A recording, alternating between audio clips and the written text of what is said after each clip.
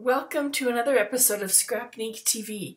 On today's episode, we are going to be talking about the layer palette in Photoshop Elements. Here I've opened up a layered document that already had this put together. And as you notice, here it says Quick, Guided, and Expert. When it's on Quick, you have very few options. And so if you ever find yourself with this menu with just a few options to work with, remember to click over to Expert. This gives a lot more of our different options. And when you're on Expert, it also gives down here at the bottom layers. And this opens up our layer palette. So as you can see, every layer that's on this layout, including not only can I see the layers over here, but as I scroll over them with my mouse, it will show them, and I can click on it and move them. And I can move them because I have,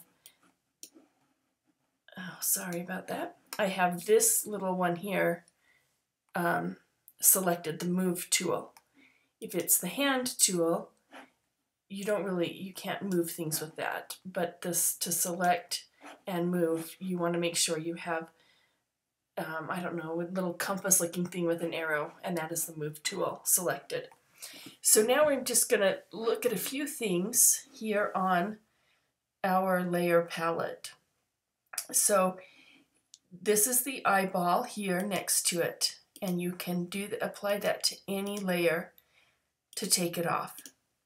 Super easy. Now let's pretend that we want to like this ribbon, we want to move it to a different layer. Here it's highlighted because we had just been working with it. So we can move it to the top, and that moves it on top of all the other elements, and they're sitting right there on top. But usually I don't think we would put a ribbon there on top, so we're going to move it back down a little ways, maybe right under the leaves. And there you have it. So super easy to move things around on the depth of a layer. The other thing is if we want to duplicate it, let's pretend that we want two ribbons. Then we just simply click on it, on that layer, and we drag it up to this first little box that looks like a paper with a folded edge. And now we have two of them. And then if we decide, well, maybe we don't want to, then we can go ahead and quickly delete it by, again, clicking on it and dragging it up to the garbage can. So here we've got duplicate, and here we've got delete a layer. And this is also create a new layer. If you just click on it, it gives an empty layer here. And there will be times when you will want to work with an empty layer.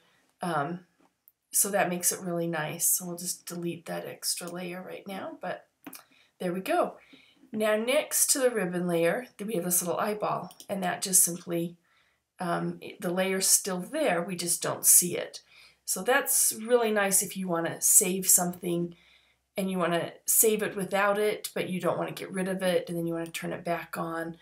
Or if you're working in different things and you wanted to, take off all these top layers because you're working with just the pink paper and you don't want the other things in the way.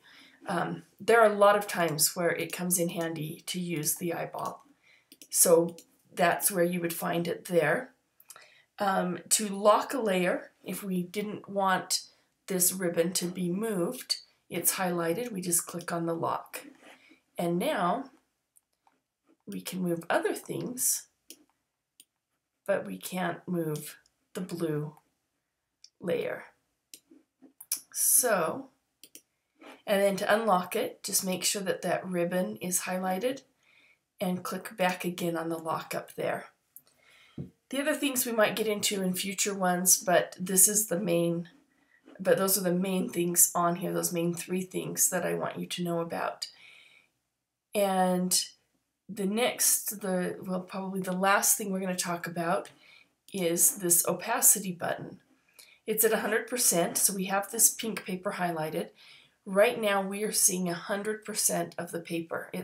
We don't see anything below it because it's just like it were a thick paper cardstock that we'd cut out, whatever, and it's there. But by lowering the opacity, we can actually create our own vellum and give it more of a transparent background. We still have the pink, and you could do this with any color, with anything in the background, whatever look you want to create. It's there. So that is a really handy, quick tool to turn a paper into vellum, and it has a lot of other uses. So when I talk about the opacity, maybe we're working with tape, washi tape, and it's a little bit see-through and we want to give that effect. That is where, when I talk about the opacity, where that can be found. Now, these little FXs here, these are all part of the effect menu. As you can see down here, that's a different menu, and we will deal with that in a different episode. But it means that for these layers that have the FX, they have had an effect, and in this case, it's the drop shadow applied to them. So, yeah, that's everything that you need to know for the layer palette, and thank you for joining us.